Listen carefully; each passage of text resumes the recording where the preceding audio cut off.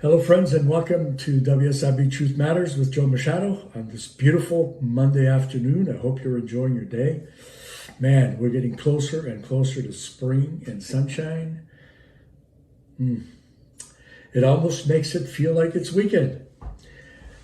Anyway, just a quick short one here about a matter that really gets under my skin every time I see it. And I'm sure some of you have experienced this and you're probably still shaking your head. And that's the matter of what the WSIB has to put down on a decision letter when they make a decision about your claim. It doesn't matter what the decision is, whether it's to grant or deny, whether it's to grant entitlement to the claim, or you're requesting certain types of benefits. There's 4 elements that case managers, adjudicators, eligibility adjudicators, managers, every return to work specialist, every single one of them. It's in their policy. I'm not making this shit up. It's in their fucking policy. It should state the decision. Okay, that's obvious. I'm going to deny entitlement to your low back claim. Okay. Now, what's the next one? Explain the rationale, including any applicable policies. So, explain why you're denying entitlement and the policy that gives you the authority to deny entitlement, not just because you think you should. Because you don't give a shit about their personal opinions. Nobody does. The third one, outline the information used to make the decision. I'm denying entitlement to your low back injury because your doctor has not provided information to show that you have a low back injury. Simple. I mean, regarding any issue. You got to have that. You have to be able to explain the information that was used, itemize it, list it on the decision letter, because you're not dealing with a 5-year-old. And the fourth one, advise both parties of their right to object to the decision. There's only 2 parties that have a right to object. That's the worker, if it's an employer appeal, or the employer if it's a worker appeal. 4 things. Simple, easy. A 5-year-old, my soon-to-be 6-year-old granddaughter, she would pick that up in an instant and wouldn't forget it, and she wouldn't allow you to forget it. So in my thumbnail, I put, well, is it by design or strategy, or is it incompetence? Or both? You know what? No, I think it's just incompetence. Pure incompetence. They always have a strategy to deny. They don't want to fucking pay you anything. That's the way these people think. Believe me, when they sit at their computer in the morning, when they go to work, they're looking for reasons to deny claims and to deny entitlement. That has been hammered into them forever and ever and ever in their training. Because if they were trained properly and adequately informed about what I'm just talking about having information, specifying those 4 items in the decision, 4 items in the decision letter, and even if they forget the policy, it's right there. 4 things you got to remember. So there's no excuse for that. It's incompetence. And if you're incompetent at your job, you shouldn't be doing it. Somebody should tell you you're incompetent and it's time to go. Fuck off. Because they're making decisions here. These are life-changing decisions that affect people in a real way. If you can't pay your mortgage or your car payment or put food on the table or buy winter boots for your kid because these fucking idiots don't know how to do their job properly, and don't have the decency to take the time and the care to inform you properly why they're denying something, and to inform you of your rights to appeal so that you can proceed. First of all, by understanding the basis for the decision, so then you can look for information, if it's available, to try and address it, so that it will prompt a favorable decision. But how are you going to be able to know that if they don't specify that in the decision? It's in their policy. This is what they're supposed to do. These monkeys. Oh, I don't think your injury is compatible with your accident history. Denied. What? Really? You don't think my injury is compatible with my accident history? So, okay, so you tell me what it's compatible with. What alternate reality do you have to explain what my injury is, or my injury is compatible with? Because I know the job that I do. I know exactly what happened when I had my injury. I know that I had no other injuries, because I went to my employer and reported this immediately, and I went to my doctor and explained it. It's got the same history. I've accounted for the same history because I'm not fabricating any of this bullshit. And you don't have the decency to tell me why you don't think it's compatible with the accident history? You just make a blanket statement like that and it's supposed to stand? And I'm supposed to accept it? What the fuck am I supposed to do with that? But they pull this shit all the time. And then, as you can tell, I'm hot under the collar because this pisses me off. When I see a member who has a decision letter with this stupid nonsense that I've been dealing with for over 30 years that shouldn't be happening, of course I get enraged. It's like, holy fuck, do these people ever learn? And then, to add insult to injury, or to take a big bucket of piss and pour it all over you to make you feel even shittier than you already do, right? They say, I'm committed to always making fair decisions according to the law and policy and the information we have on file. This is their standard paragraph at the end of their stupid letters. Wait a minute. And I will review any new information and may be able to change my decision?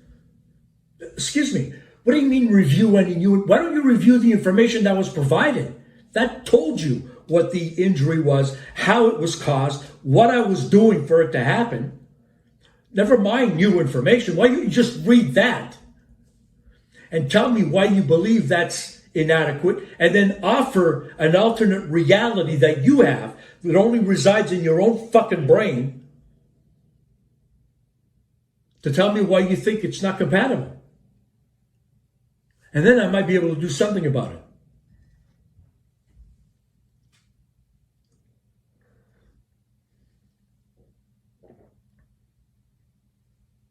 Stupidity resides in abundance with that organization. There is a limitless well of stupidity and incompetence.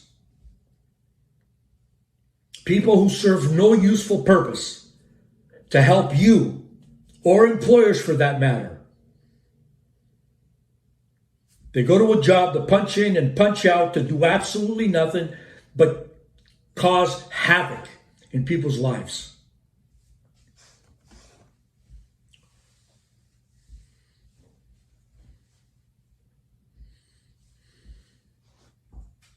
This one's especially for you.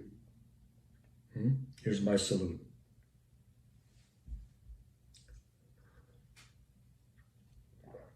They hate me because I shove the obvious in their face, and because, unlike certain organizations, have somebody pulling their strings.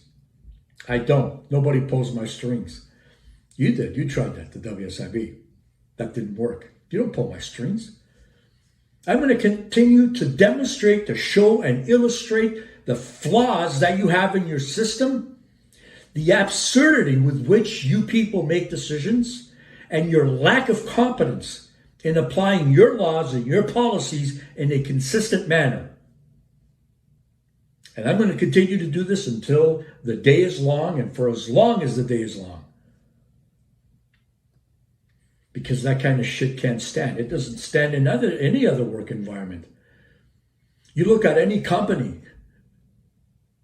small or large, where people go in and do a shitty job, and do they last? No, they don't last. But all of this shit's by design. Because you people fabricate crap to delay the process. And you know what? How is how is an injured worker supposed to have any confidence in your system when you don't even follow your own laws or policies? How are they supposed to address an appeal situation when they have no idea why their case was denied? Come on. But your reign of bullshit's coming to an end. Believe you me, it is. It's coming to an end. So friends, how's your Monday going so far? I'm glad I got that off my chest because I feel a lot more relaxed now. Sick people. Sick people. This isn't something that I just saw 30 years ago or 25 years ago or 5 years ago or a year ago. This is something I saw today. And the reason why it pisses me off so much is because I see it all the time and I can't believe that they still pull this shit. You can't get away with that with a 5-year-old. You tell them, I'm not going to let you do this because. And just leave it at that. They're going to go, why? Well, because. Well, because why? Because. Well, you might as well say just because I say so. Because when you say that, when you add those 3 other words, now you're coming from an authoritarian position where an explanation isn't required. You rule with authority and you don't give a shit what anybody else thinks. And you don't respect their rights. That's where authoritarian political regimes come from. And they don't last. There's only so often you can tell people, I'm not going to do that. You can't do that. And not give them a reasonable explanation. Treat them like a piece of shit, like dirt, like they mean nothing. All right, friends. So I'm going to leave you with Mr. Smiley's tip of the day. Okay? So as I put up on the screen, those 4 elements, remember these. Write them down, post them on your fridge, in your washroom mirror, wherever you had to, so you're reminded. Whenever they make a decision, read it and look at those 4 elements. And if it's not there, this is what Mr. Smiley says. Check if a recent decision contains the 4 elements they are required to provide. If it doesn't, write a formal complaint to the manager demanding you be provided with the information that was omitted from the decision letter, and don't waste any time with the original decision maker. Don't give that schmuck another opportunity to redo the bullshit that they should have done correctly the first time. Don't waste your time. Go right to the manager. If you don't get the results you want from the manager, send me an email, joemachado@WSIB Settlements.com. Because I can tell you this, I will guarantee you that you will send it to someone who will provide you with a response. I guarantee you that. But don't just take their bullshit. They need to write it down for you, so you need to know what your next step is. You can't appeal something if you don't know what you're appealing.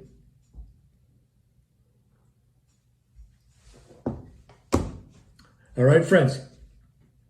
If you're new to the channel, welcome.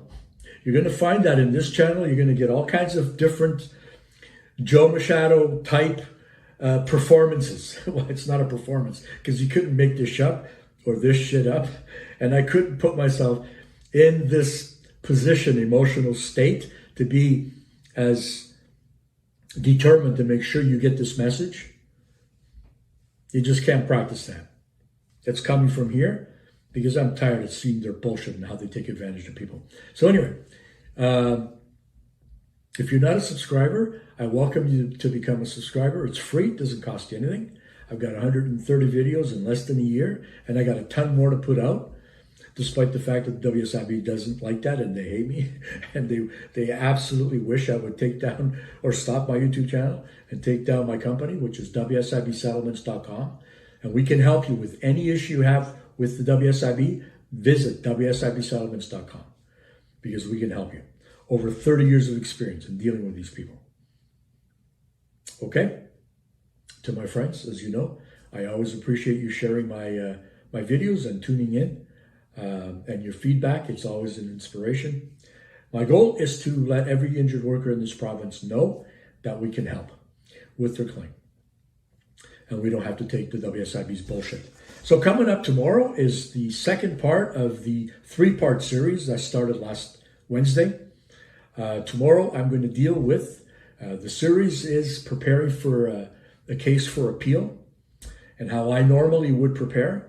And so tomorrow I'm going to go over the nuts and bolts of preparation for an appeal. So I recommend you watch it. Whether or not you've had a negative decision in your case, or whether or not you may have a negative decision, or you're currently fighting an issue with the WSIB, this will be very informative. It'll give you some ideas as to how to address it. Like I said before, I've got over 30 years experience of dealing with these people. Workplace Safety and Insurance Board and the Workplace Safety and Insurance Appeals Tribunal. So you definitely want to watch that video. I'm going to talk about the importance of a case audit and action plan, which is one of the things that I always did before or when preparing for a hearing. Evidence to support the case, tribunal jurisprudence, looking at other similar cases and using it to present your case, expert information, how to obtain it, how to present it, and then itemized actions and the timeline for those actions to be taken to make sure that you're ready when the hearing date is provided. Okay, friends, so you'll find that informative. And again, and as always, thank you for taking the time to watch my video.